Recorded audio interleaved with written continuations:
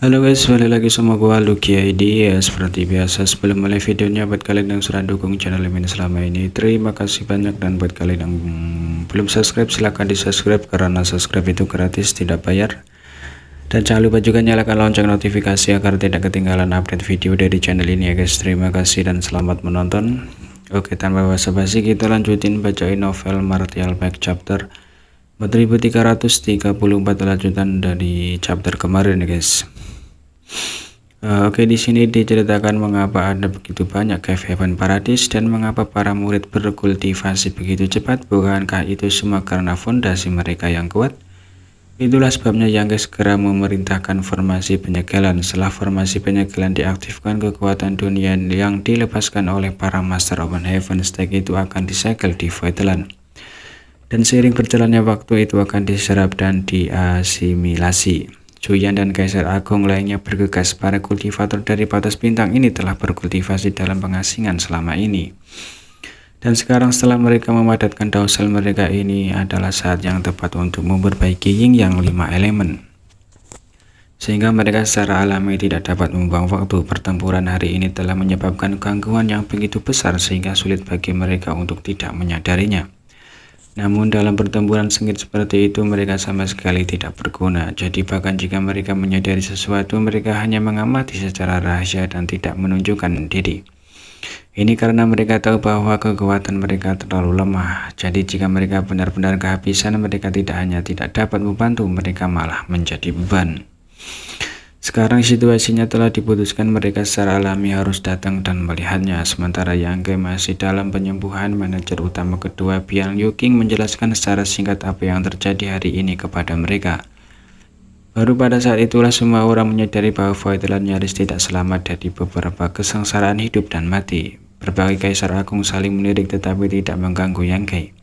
Mereka berbalik dan kembali ke pengasingan. Zuyan dan yang lainnya melakukan hal yang sama. Bukannya mereka tidak peduli dengan situasi di Voidland, tetapi pengalaman hari ini di Voidland telah membuat mereka merasakan krisis. Kali ini Voidland mampu menyelesaikan krisis, tetapi bagaimana dengan waktu berikutnya? Jika mereka ingin membantu, mereka harus menerobos ke Open Heaven. Jadi mereka harus memanfaatkan setiap saat untuk berkultivasi, tidak berani mengendur. Yang telah menciptakan lingkungan kultivasi yang begitu baik bagi mereka sehingga mereka bahkan tidak perlu khawatir tentang mengolah sumber daya. Jika mereka masih tidak dapat mencapai apapun, mereka akan mengecewakan upaya Yang. Di bawah kendali Yue Great Array bergemuruh dan tertutup. Formasi ilusi telah mengalami beberapa kerusakan, tetapi formasi 9 lapisan surga itu sendiri memiliki kemampuan untuk memperbaiki dirinya sendiri.